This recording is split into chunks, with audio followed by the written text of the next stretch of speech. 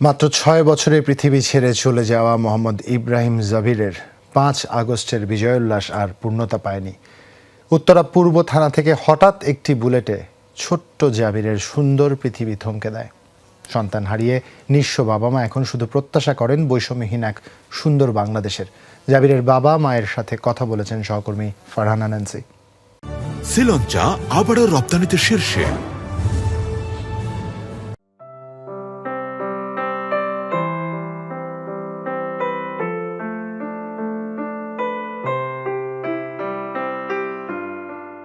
ছয় বছরের জাবিরের স্বাধীনতা শব্দের আক্ষরিক বা ভাবার্থ কোনোটাই বোঝার বয়স ছিল না। তবে দেশের মানুষের ৫ আগস্টের বিজয় উল্লাস ভীষণ নাড়া দেয় তাকে। তাই বাবা মায়ের সাথে বিজয় উল্লাসের স্বাদ নিতে বের হয়েছিল জাবির ইব্রাহিম। কিন্তু হায় ভাগ্যের নির্মম পরিহাস, পূর্ব উত্তরা থানার দিক থেকে হঠাৎ একটি বুলেট এসে নিভিয়ে দেয় তার জীবন প্রদীপ।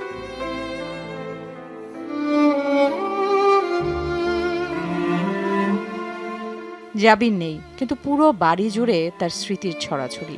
মাত্র ৬ মাস হলো স্কুলে যাওয়া শুরু করেছিল জাবির। খেলনাগুলোর যেন সারা জীবনের অভিমান হয়ে গেল, সাইকেলটা যেন অপেক্ষা করছে এই বুঝি জাবির আনন্দে ভাসাবে। ও চোখ খুলে যখন এরকম করছিল তখন আমি বলছি, বাবা তুমি চোখ খুলে রাখো, তুমি বন্ধ করো না। গণ অভ্যুত্থানের দিনে সবার ঘরে বিজয় উল্লাস হলেও জাবিরের মা ফিরেছেন শূন্য হাতে। ও খিচুনি উঠে যাওয়ার পরে যখন উনি একটা ইঞ্জেকশন দিল, পরে শুনলাম এটা ঘুমের ওষুধ দেওয়া হয়েছে।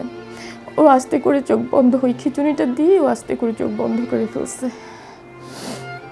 আর ছিল না, সম্ভবত ওখানেও শেষ হয়ে গেছিল। ব্রিজের উপরে তো দেখলাম মানুষ সবাই দৌড়াইয়া পালাচ্ছে। তাড়াতাড়ি আমার বাচ্চাদেরকে ব্রিজে থেকে নামালাম, নেমে আমার ওই ছেলেটাকে আমার ডান হাতে নিয়ে দৌড়াচ্ছি। ও আমার ছেলেটা করে একটা চিল্লান করে উঠলো পরে তার দিকে তাকালাম, দেখি যে মানে রক্ত পড়তেছে, ইচ্ছা মতো রক্ত পড়তেছে। এই রক্তের মধ্যে ওকে ধরে আমি টেনে আরও নিরাপদ যাওয়ার জন্য সামনে আগালাম। বাবার বুক ফেটে যায়, তবু জাবিরের মৃত্যুর বিনিময়ে চান দেশের সংহতি। স্বপ্ন দেখেন সংস্কার হবে পুরনো ব্যবস্থা, গড়ে উঠবে নতুন বাংলাদেশ। আর শোকার্থ মায়ের আশা আগামীর বাংলাদেশ হবে নিরাপদ, যেখানে কোনো মায়ের বুক খালি হবে না। যারা রক্ত দিয়ে গেছেন এই রক্ত সার্থক হবে যদি সত্যিকার অর্থে বৈষম্য বিরোধী একটা বৈষম্যহীন বাংলাদেশ যদি তৈরি করতে পারি।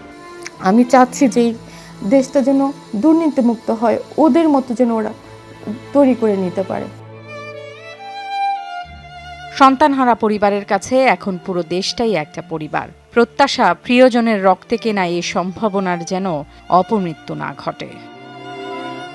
Farhana Nancy, Jamuna news, Dhaka.